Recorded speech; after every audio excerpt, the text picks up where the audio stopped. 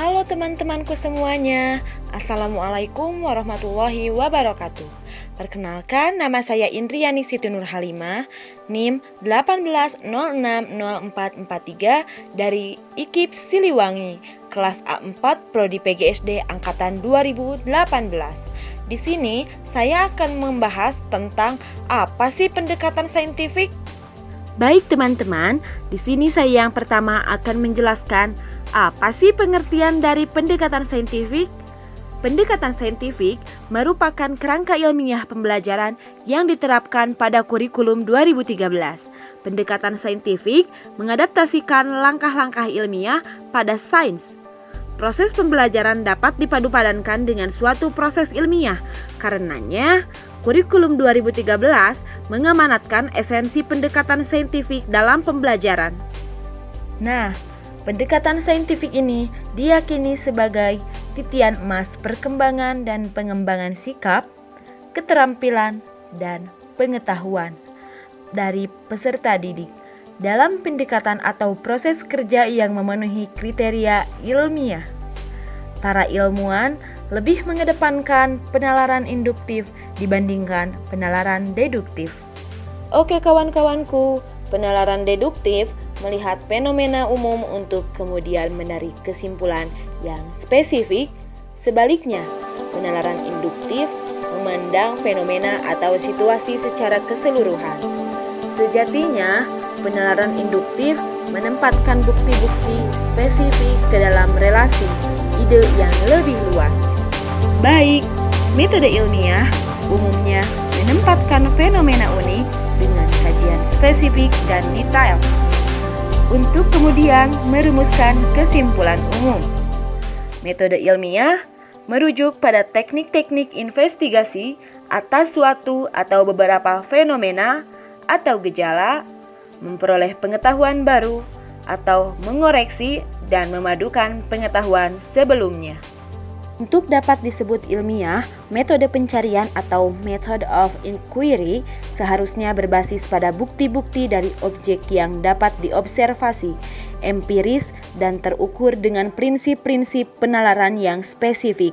Metode ilmiah pada umumnya membuat serangkaian aktivitas pengumpulan data melalui observasi atau eksperimen, mengolah informasi atau data, menganalisis, kemudian memformulasi, dan menguji hipotesis. Baik kawan-kawan, selanjutnya saya akan membahas tentang tujuan pendekatan saintifik. Tujuannya adalah mencapai tujuan pembelajaran secara efektif, efisien, dan harapannya dapat ditempuh dengan singkat.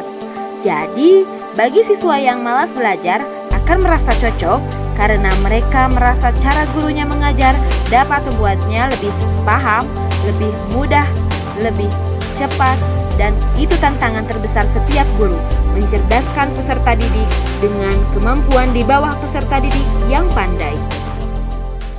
Baik kawan-kawanku semuanya, selanjutnya saya akan membahas bagaimana sih langkah-langkah pendekatan saintifik itu.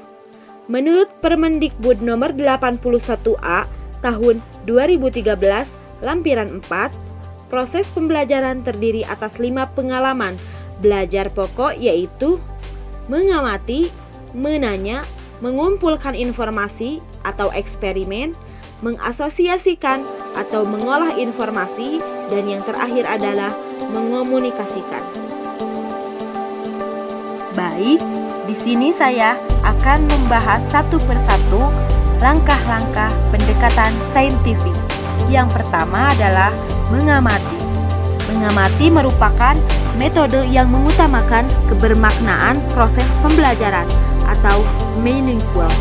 Kegiatan belajar yang dilakukan dalam proses mengamati adalah membaca, mendengar, menyimak, melihat, atau dengan alat. Kompetensi yang dikembangkan adalah melatih kesungguhan, ketelitian, mencari informasi. Baiklah, yang kedua adalah menanya.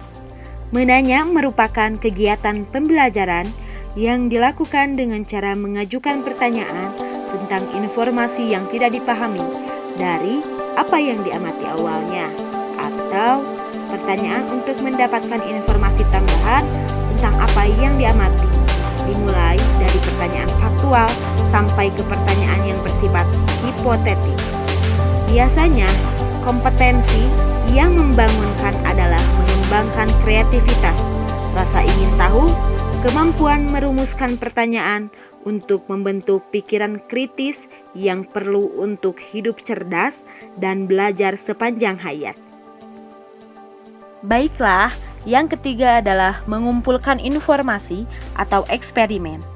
Mengumpulkan informasi atau eksperimen merupakan kegiatan pembelajaran yang berupa eksperimen, membaca sumber lain selain buku teks, mengamati objek atau kejadian atau juga aktivitas, dan wawancara dengan narasumber.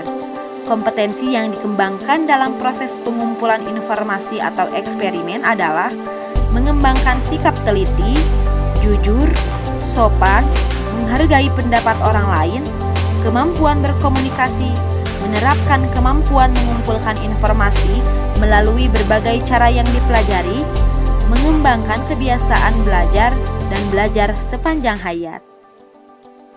Baik teman-temanku, yang selanjutnya saya akan membahas tentang langkah-langkah pendekatan saintifik nomor 4, yaitu mengasosiasikan atau mengolah informasi.